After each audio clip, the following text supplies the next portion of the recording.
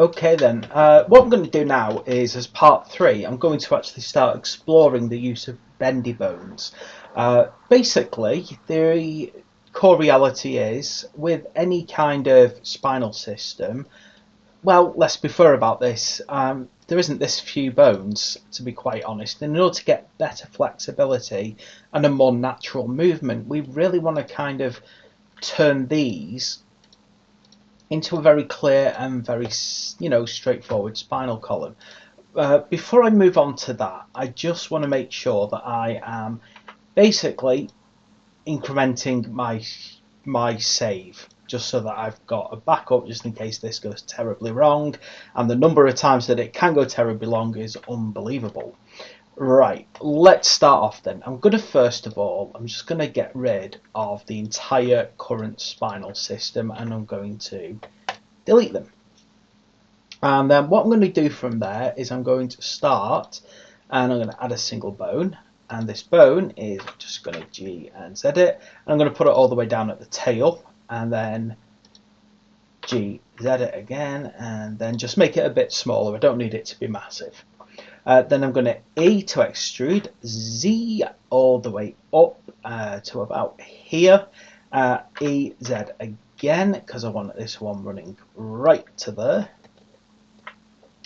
E, Z again, and then up to the kind of neck, and then E, Z, and then into the head, so that I've got all of my core parts. Now, what we do from here is I need to just kind of make sure that everything's connected. So as you can see, these have all kind of disconnected from the main thing. So I'm going to actually select that one, shift and select that one, control P, and then connect it. And then I'm going to do the same over here, control P and connect it. And I just want to make sure that all of those bones are stuck together, basically, so that they don't separate out. I'm just going to make sure all of my bones are connected. I can also do it down here as well if I want to. So if I want to make a connection between here and here, I can do the same thing. I can do that, control P, keep the offset, and you can see it kind of draws a line there. And again, it's just kind of connecting it all together if I need to. Just going to make sure that I've got, nice set of connections between all the bones. Right. What I do then is over on this side on the data, I'm going to change octahedral to bendy bones. And now you can see they turn into these little sticks. Now, what they've basically done is they work in the same basic way. So if I were to now go into object mode, I'm going to make sure that I have fully parented with automatic weight my model. And then when I head over into pose mode, you will see that these sticks work practically, you see they work in the same way, they bend in the same way, they move around in the same way. There's no major difference really. Now if I head over and focus purely on the spine, in fact I'll undo some of those changes so I can see what I'm doing, and then just rotate the head back nicely, rotate this spinal column. Now you can see at the moment that I've got some flexibility, but it's not great, so it's not exactly what you might call perfect flexibility. So what can I do with this then? Well, here's the next trick. What I'm going to do is I'm going to add a bit of flexibility to this massive rod here, basically this single spinal column. In order to do that, I'm going to click on bone. I'm going to head into segments. I'm just going to pull it up so there's more segments.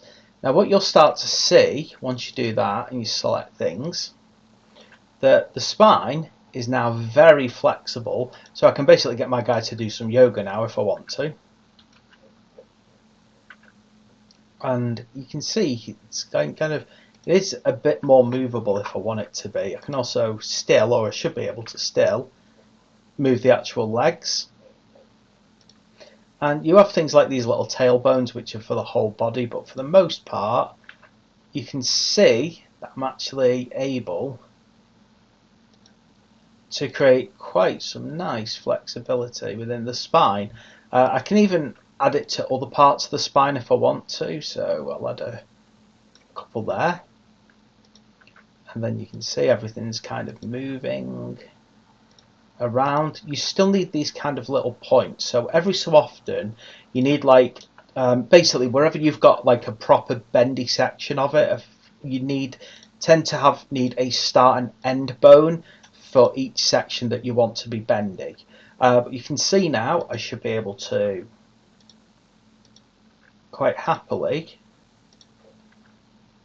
you know, rotate things in any way that I feel like. You can see here I've got a nice little rotation going on.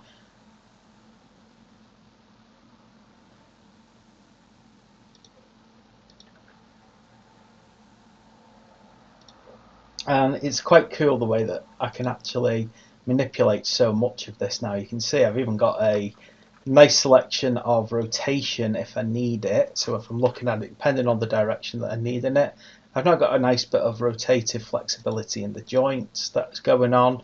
Got my head, he can nod. He can go side to side. He can't really like look left and right very easily.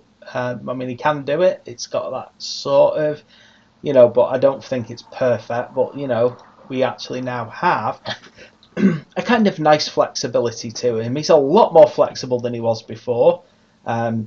Finally able to do a bit of yoga of practice if he wants to. You know, go for a run if he feels like it, but he can finally sort of start doing some cool stuff. Yeah, so he's not just in one stuck position all the time. We've got a lot more flexibility than before because of those bendy bones, and it looks a lot better. If I head back into object mode, take off my x-ray, yeah, he's very, very bent. There's no other way to put it. I've really bent him around at the moment, haven't I? He's probably not very happy about how much I've bent his body, but there we go. You can actually see that bendy bones are pretty cool things when you've got an organic model and you want it to feel, you know, quite good. And you can see for the most part you do get a bit of warping. Unfortunately, it's not perfect in every way, but it is still pretty cool overall. And you got a lot of useful stuff happening. As I said, you can kind of look at different ways to rotate the body, and it's just about making sure that things feel almost natural when you do them. I think actually I'm quite pleased with how well this model's handling so much of the deforms. It's not getting completely warped and twisted. It's still looking, you know, vaguely human as I've stretched and twisted it all over the place. But there we go. We got some lovely bendy bones on the go there. And they're creating some pretty cool sort of appearances. So there we go. That is how to use bendy bones to create a bit more flexibility within your skeleton, within your rigging. So thanks for watching. Please like and subscribe, and I'll see you for the next video.